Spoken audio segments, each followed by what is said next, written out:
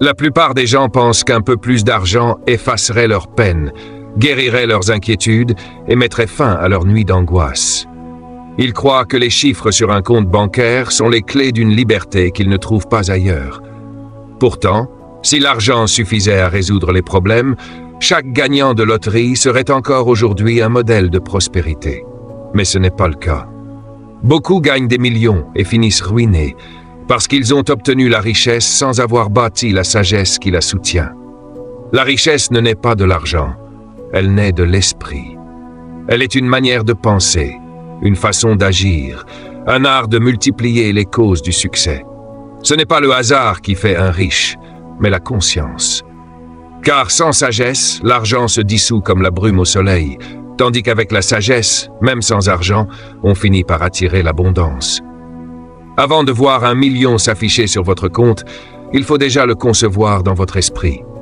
La richesse commence dans la pensée, pas dans le portefeuille. Elle naît dans les croyances silencieuses qui façonnent vos gestes quotidiens. Ceux qu'on appelle riches n'ont pas été bénis d'une chance surnaturelle. Ils respirent les mêmes peurs, traversent les mêmes doutes, possèdent les mêmes 24 heures que chacun de nous. Ce qui les distingue, c'est leur façon d'utiliser ces heures. Là où la majorité réagit, eux planifient. Là où d'autres se laissent guider par les émotions, eux dirigent leur économie par la raison et la stratégie.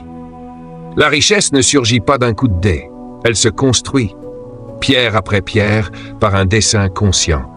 Et ce dessein prend naissance dans la tête avant de se manifester dans la réalité. Chaque fortune visible fut d'abord un rêve discipliné, un plan gravé dans la foi et dans la persévérance.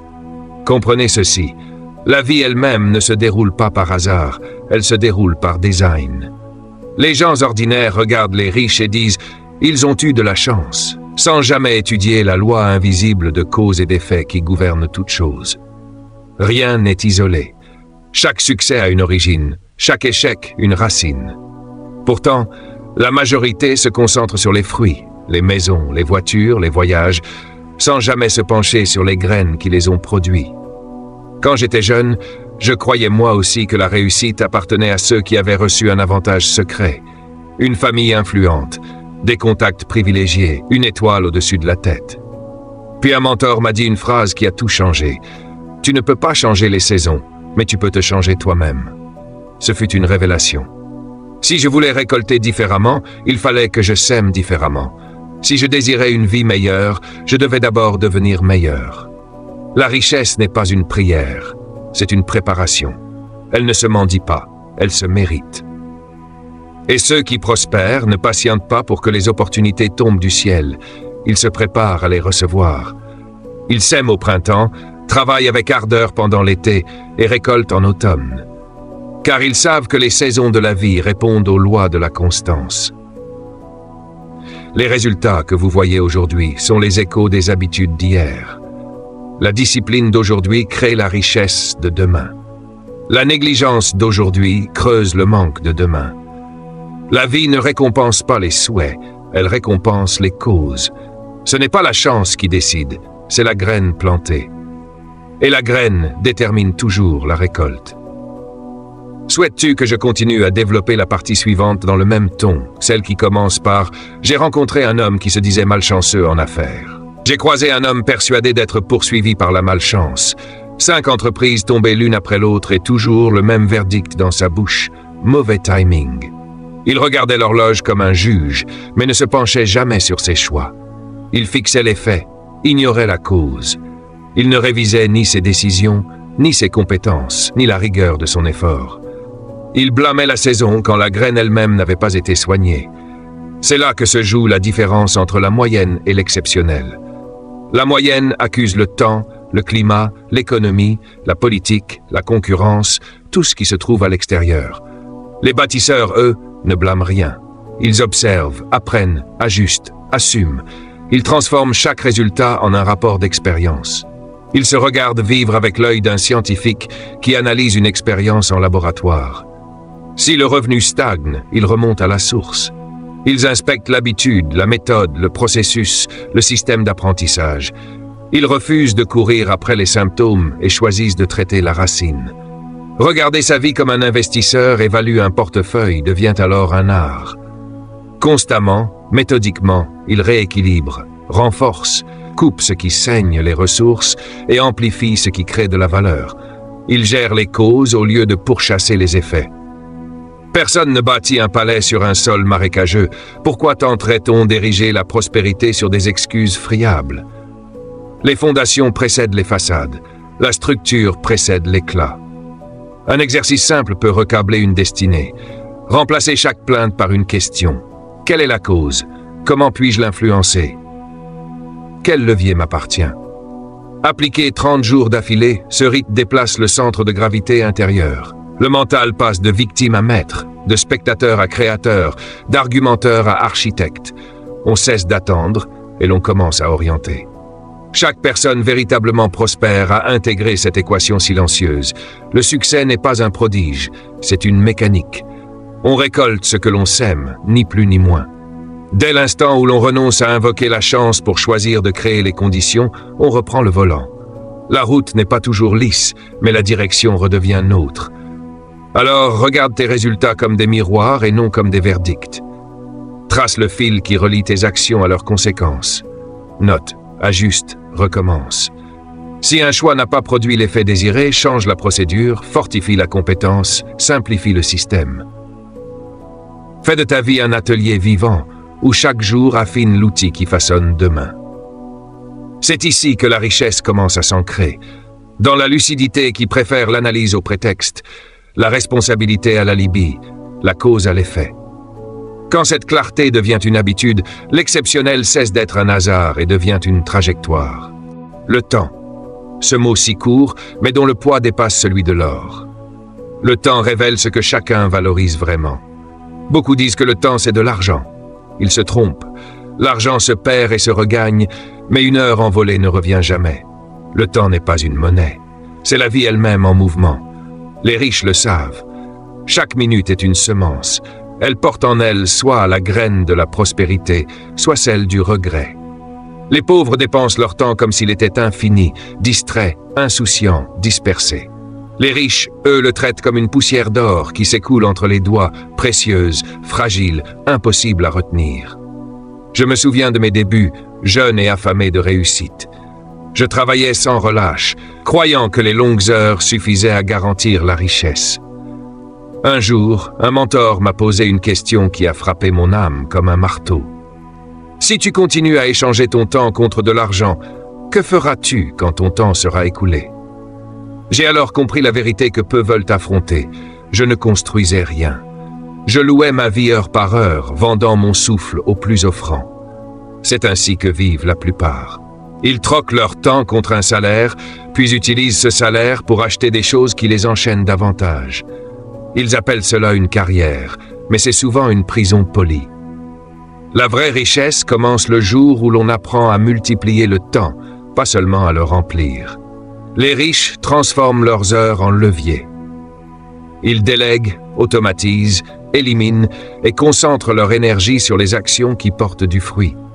Là où d'autres s'épuisent, eux construisent des systèmes qui travaillent même lorsqu'ils dorment. J'ai rencontré un homme un jour qui me disait ne pas avoir le temps de bâtir quelque chose en parallèle. Je lui ai simplement demandé de noter ses journées pendant une semaine. À la fin, le verdict était clair. 5 heures de télévision, 3 heures de défilement inutile sur les réseaux, des conversations stériles à n'en plus finir. Le problème n'était pas le manque de temps. Le problème, c'était l'absence de priorité. Nous avons tous 24 heures, mais ces heures ne portent pas la même valeur selon la conscience qu'on y met. Le secret des riches n'est pas qu'ils en possèdent plus, mais qu'ils les utilisent différemment. Commence chaque matin avec 1 heure dédiée à ton futur. Pas de téléphone, pas de nouvelles, pas de distraction. Lis, planifie, crée, médite. Fais de cette heure ton sanctuaire. Les riches commencent leur journée en la dirigeant, les autres en la subissant. Et c'est là que la différence se creuse. Suis ton temps pendant une semaine et tu découvriras tes véritables habitudes plus sûrement qu'en étudiant ton relevé bancaire. Le temps révèle où va ton attention, et l'attention révèle ton avenir. Élimine le superflu. Protège tes matinées comme un trésor. Priorise la création sur la consommation, car chaque minute donnée à créer est une minute qui te rapproche de la liberté. Respecte ton temps et il multipliera ton argent. Gaspille-le et il multipliera tes regrets. Souviens-toi, les riches n'ont pas plus d'heures, ils ont plus d'intentions. Traite ton temps comme ta monnaie la plus précieuse et bientôt, c'est l'argent qui viendra te poursuivre. La longueur de ta vision révèle la profondeur de ton âme. Les esprits limités pensent en jours, les craintifs en semaines, les survivants en mois, mais les bâtisseurs pensent en décennies. La pauvreté n'est pas toujours un manque d'argent, c'est souvent un manque d'horizon. Celui qui vit dans l'urgence du présent s'enchaîne à l'instant. Celui qui pense sur 10 ans libère son futur. Les pauvres vivent au rythme du salaire et du week-end, leurs pensées enfermées dans le cycle du besoin immédiat. Leur boussole est la survie. Les riches, eux, vivent au rythme du dessein. Ils marchent selon une trajectoire, pas une impulsion. La richesse n'est pas une course, c'est une construction rythmée. Elle ne se précipite pas, elle se sculpte lentement, avec la patience d'un jardinier qui sait que les racines précèdent les fruits. Chaque décision porte le poids de demain. Chaque euro a une direction. Chaque effort, un écho. Les pauvres dépensent pour le confort, les riches investissent pour la continuité. Les premiers cherchent la satisfaction du moment, les seconds cultivent la sérénité du futur. Car la pensée à court terme crée la survie, mais la pensée à long terme crée les empires. Je me souviens de mes jeunes années quand ma vie tournait autour du vendredi. Travailler, recevoir le chèque, tout dépenser, puis recommencer. C'était une existence en boucle, sans vision, sans portée. Un jour, j'ai rencontré un homme différent, calme, posé, presque lent dans un monde pressé. Il ne courait pas, ne s'agitait pas, ne se vantait pas. Il avançait avec la certitude tranquille de celui qui sait où il va. Je lui ai demandé son secret. Il m'a simplement dit « J'ai arrêté de penser au mois prochain. J'ai commencé à penser aux 10 prochaines années. » Ces mots ont bouleversé ma perception du temps. J'ai compris que le court terme nourrit le ventre, mais que le long terme nourrit l'âme. Les riches ne vivent pas pour la gratification immédiate. Ils vivent pour le but durable. Ils repoussent le plaisir non par frustration, mais par compréhension. Ils savent que le temps est un multiplicateur silencieux, qu'une petite graine de constance arrosée chaque jour devient un chêne de liberté. Personne n'arrache un arbre pour vérifier ses racines. On le nourrit, on le protège, on attend. Ainsi est la richesse, invisible avant d'être éclatante. Elle pousse dans l'ombre des efforts constants, dans les matins silencieux où l'on construit sans être vu.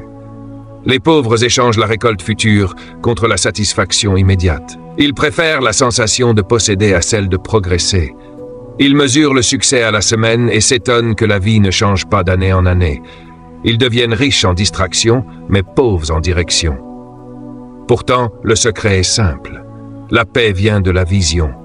Quand tu penses sur le long terme, tu cesses de te comparer, tu cesses de courir. Tu bâtis à ton rythme, sans chercher à briller, mais à durer. C'est dans cette lenteur stratégique que naît la puissance tranquille. Écris ta vision sur 10 ans. Transforme-la en objectif annuel, puis en habitude mensuelle et en action quotidienne. Chaque geste devient une brique dans le mur de ton futur. Chaque distraction évitée, un mètre de plus dans la hauteur de ton empire. Chaque apprentissage, chaque discipline, chaque refus d'abandon devient une déclaration silencieuse. Je bâtis pour durer. Les riches ne réagissent pas, ils conçoivent. Ils regardent au-delà du tumulte du présent pour façonner la paix de demain. Car l'avenir appartient à ceux qui savent le voir avant qu'il n'arrive. Alors, arrête de penser en salaire, commence à penser en mission. Ne cours plus après le week-end, cours après ta vision. Les pauvres vivent en calendrier, les riches vivent en destinée. C'est pourquoi les premiers s'épuisent à recommencer et les seconds s'élèvent à se perpétuer. Quand la plupart des gens voient un prix, leur esprit se ferme. Leur première réaction est la peur, c'est trop cher. Ils ne voient pas ce que cela peut rapporter, ils ne voient que ce que cela coûte. Mais les riches, eux, posent une autre question. Quelle est la valeur ? C'est là toute la différence entre la survie et la croissance, entre la perte et la puissance. Le pauvre voit le prix comme une douleur, le riche voit la valeur comme une promesse. Ce n'est pas une question de portefeuille, c'est une question de perspective. Un esprit pauvre cherche à dépenser moins, un esprit riche cherche à investir mieux. Car celui qui fuit le coup finit souvent par payer 2 fois. Une première fois en argent, une deuxième en opportunité perdue. Je me souviens du temps où 20 $ pour un livre me semblait un luxe. Je calculais chaque centime, oubliant que l'idée d'une seule page pouvait changer le cours d'une vie. Des années plus tard, j'ai compris, le prix n'était rien comparé au potentiel. Ce livre n'était pas une dépense, c'était un tremplin. Une idée peut valoir 1000 salaires si elle transforme la façon dont tu vois, agis et bâtis. La majorité marche sur des billets pour ramasser des pièces. Ils économisent des centimes, mais perdent des années. Ils hésitent à investir dans leur esprit, mais dépensent sans compter pour se distraire de leur vide. Ils croient qu'ils protègent leur argent, alors qu'ils sacrifient leur avenir. Les riches savent, eux, que la valeur se multiplie dans la conscience, pas dans la possession. C'est pourquoi ils investissent dans l'éducation, les mentors, les expériences qui élargissent leur perception du monde. L'apprentissage n'est pas une dépense, c'est un levier. Chaque savoir acquis augmente la portée de ta pensée, la précision de tes décisions, la puissance de ton impact. Je me souviens encore de mon premier séminaire. Mon portefeuille s'est vidé, mais mon esprit s'est rempli. Et depuis ce jour, je n'ai plus jamais été le même. Car une fois que ton esprit s'élargit, il ne revient jamais à sa taille d'origine. C'est ainsi que la valeur agit. Elle se compose dans le silence et explose dans le temps. Ce que tu apprends aujourd'hui ne rapporte pas toujours demain, mais cela mûrit, se déploie, se tisse dans chaque choix futur. La croissance véritable est lente, mais cumulative. Elle ne se mesure pas à court terme, elle se révèle à long terme, comme un intérêt composé de sagesse. Pendant ce temps, le consommateur, lui, reste enfermé dans le cycle du coût immédiat. Il achète bon marché et paye cher la médiocrité. Il accumule les objets mais jamais la compréhension. Il dépense sans stratégie, collectionne sans but, s'étonne que sa vie ne change pas malgré tout ce qu'il achète. Il dépense sans peine pour un dîner, mais hésite à acheter un livre. Il investit dans le divertissement, mais doute du savoir. Ce n'est pas l'argent qui lui manque, c'est la vision. La clé du changement est dans la question que tu poses. Ne demande plus, puis-je me le permettre. Demande quel retour cela va-t-il créer. Ne dis plus combien ça coûte. Dis combien cela peut me rapporter, en savoir, en force, en clarté, en liberté. Si ce que tu achètes se déprécie, s'use, casse ou perd sa valeur, tu as échangé ton futur contre ton présent. Mais si ce que tu choisis t'élève, t'enseigne ou te rapproche de ta vision, alors ce n'est pas une dépense, c'est un investissement. Les riches n'achètent pas des choses, ils achètent des résultats. Ils ne paient pas pour briller, ils paient pour grandir. Car la vraie richesse commence le jour où tu vois au-delà du prix pour reconnaître la valeur. Quand ton regard change, tout change. Tu cesses d'être un consommateur. Tu deviens un créateur de valeur. Et soudain, tout ce que tu touches, tout ce que tu apprends, tout ce que tu entreprends commence à croître. Parce que tu ne cherches plus à posséder le monde, tu cherches à le comprendre. Et le comprendre, c'est déjà le transformer. Si tu veux savoir où vit la vraie richesse, ne regarde pas les banques, regarde les liens. L'argent n'est qu'un courant, et ce courant circule par les gens. Les riches le savent. La prospérité ne se bâtit pas uniquement avec des chiffres, mais avec des relations. L'argent est fluide, mais la confiance est la source qui le fait jaillir. Les pauvres collectionnent des contacts, les riches cultivent des connexions. Ils ne cherchent pas à multiplier les numéros, mais à fortifier les ponts. Ils comprennent que derrière chaque opportunité, il y a une main tendue, un nom, une voix, un cœur. Chaque grande entreprise, chaque projet florissant, chaque transformation profonde a commencé par une relation. Quelqu'un qui a cru, quelqu'un qui a ouvert une porte, quelqu'un qui a dit « je te fais confiance ». Quand j'ai commencé, je pensais que le succès dépendait de ce que je savais. Je croyais que l'intelligence et les compétences suffisaient. Mais la vérité, c'est que la vie ne récompense pas seulement la compétence, elle récompense la connexion. Ce n'est pas seulement ce que tu sais, mais à qui tu apportes de la valeur. Les opportunités ne tombent pas du ciel, elles marchent vers toi à travers les gens. Un jour, un mentor m'a ouvert une porte que j'aurais mis 10 ans à franchir seul. Pourquoi? Parce que j'avais investi dans la relation avant d'en avoir besoin. J'avais donné avant de demander. Et c'est là le secret que peu comprennent. La richesse relationnelle précède la richesse financière. L'esprit pauvre se demande que puis-je obtenir. L'esprit riche se demande comment puis-je contribuer. L'un approche les autres comme des distributeurs automatiques, l'autre comme des jardins à cultiver. Les riches arrosent leurs relations même quand aucun fruit ne pend aux branches. Ils envoient un message, ils appellent, ils aident, ils écoutent, pas par stratégie, mais par nature. Parce qu'ils ont compris que l'abondance circule à travers la gratitude et la générosité. Donner sans attente crée un trésor invisible, la confiance. Et la confiance, c'est la véritable monnaie des bâtisseurs. Elle vaut plus que l'or, car elle achète le temps, la loyauté, la réputation et parfois même le destin. Une poignée de main sincère peut durer plus longtemps qu'un contrat signé. Et dans un monde où tout se vend, la rareté la plus précieuse reste l'authenticité. Alors cultive des relations comme tu cultives des arbres. Sois constant, sois vrai, sois présent. Aide avant de demander, écoute avant de parler, soutiens avant d'espérer. Chaque relation sincère plantée aujourd'hui deviendra demain un champ d'opportunités. Car la vie répond à ceux qui apportent plus qu'ils ne prennent. Essaie cela une semaine. Choisis 5 personnes à qui tu peux ajouter de la valeur. Offre une ressource, partage une idée, rends un service ou simplement écoute avec attention. Refais-le la semaine suivante, puis encore. Et tu verras, les portes commenceront à s'ouvrir. Pas par magie, mais par magnétisme. Car les gens sont naturellement attirés vers ceux qui élèvent, pas vers ceux qui épuisent. La richesse ne va pas vers la cupidité, elle va vers la contribution. Les riches ne bâtissent pas seulement des transactions, ils bâtissent de la confiance. Ils ne cherchent pas à conclure des deals, ils cherchent à créer des ponts. Servir d'abord, c'est semer la graine de la prospérité future.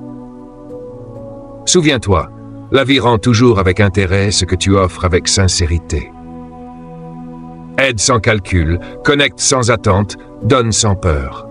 Car un jour tu découvriras que ton plus grand capital n'est pas ton compte en banque, mais le nombre de cœurs qui prononcent ton nom avec respect, gratitude et affection.